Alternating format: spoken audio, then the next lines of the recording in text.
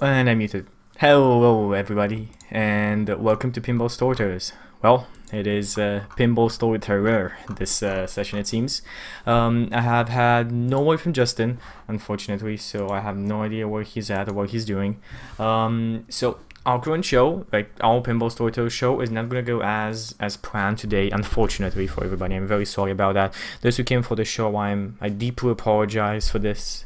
I'm sure that Justin has a very legitimate reason. He's either stuck in traffic or maybe even he was sick a bit. He was actually sick for a while.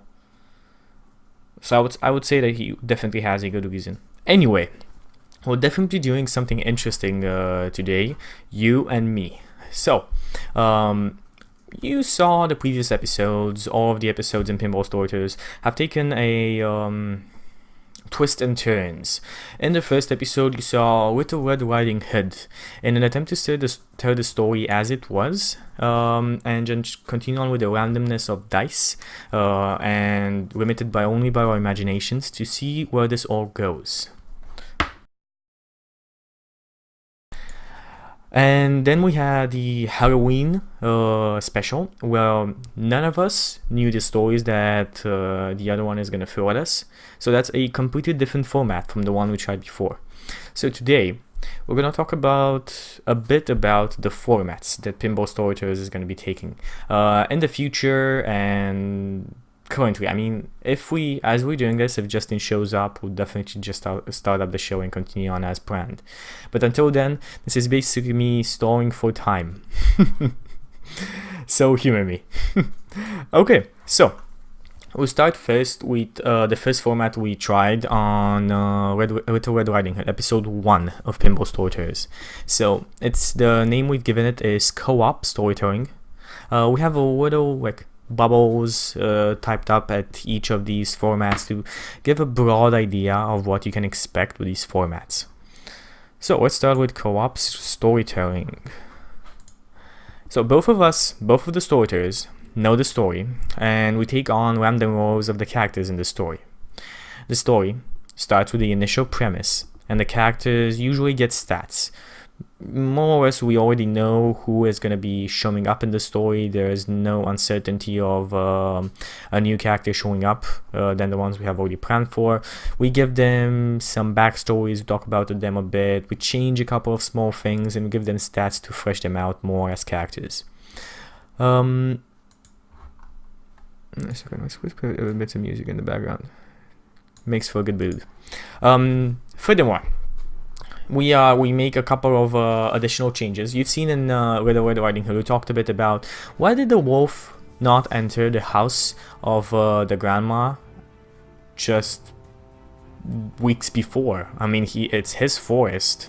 She was living a mile into the forest. It's pretty deep into a forest. So we ruled that in order to enter the house, you need to be invited in, which is a interesting part because it adds a area to the story that was not explored by the origin author, and we're trying to basically add rules to it so we can understand it while still accepting the dogmas of the story. Like, for example, all wolves can talk. So because we took a more logical approach to it, we gave the fairy tale a more down to earth approach as we took it. Good. That's all easy to understand. Hope you guys got the idea. I knew you did. And let's continue on. Then we have the second part, which is called basically DMing a story. That's the name we gave it, DMing a story. So this is the format you guys saw in Halloween, in the Halloween special. So how this works is that the story is only known by one storyteller, and he's the dungeon master, the game master in a manner. The other storyteller takes the role of the main character and progresses through the story with only the stats for the character and some general pointers about the situation and his personality. You can definitely see this in the Amazonian character I created, because at first I was given no premise, just for the fact that I'm a college girl and I'm returning to college. Good, that's all and well. We rolled some stats. She got a tremendous amount she got like 16 strength, which is very big. So I worked her into a dominatrix / Amazonian buff lifter. And that's who she was after we fleshed her out, and in the end the story took a very different verge. Oh, I forgot to talk about something. We added some goals to each of the formats. The co-op storytelling format, its goal is to tell the story in a free format and basically just take the main ideas from the story as given and try and send the same message that the story has, or just have fun with it and see where it takes us when we apply to a complete randomness to it. The next, as we said, chaotic storytelling. The main, DMing a story. The main goal for this format is to tell the story in a lot more free format than co-op storytelling, because in co-op storytelling we even take the lines from the story, we take the characters, we take everything. In DMing a story, you are a lot more free with your character as the storyteller who does not know the whole story overall. So the outcome of the DMing a story format, besides the first one, is going to be a lot more different, a lot more random. And in the end, an idea we've been juggling with, that's definitely in the formats, but we have not tried it yet, is called chaotic storytelling. So this format just starts with a premise, a genre, an intrigue, an ending, or nothing at all.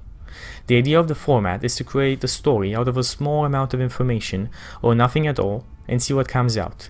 Those who have seen storytelling card games or just simply storytelling games will know what I'm talking about. The idea is that we basically we'll pull out a story out of our asses, so to say, forgive my language, and we see how it goes. Basically, this is more of a creating of a story than telling of a story, and at the same time, creating it is telling it in a manner. It's an idea we've been enjoying. We have not yet tried it out. We'll see if we ever try it out. But those are basically the formats. Furthermore, we are thinking about guests on the show. We've mentioned this before in Storytellers Talk to Twitch chat. And yeah, we'll basically look more into that and bring in guests for the show.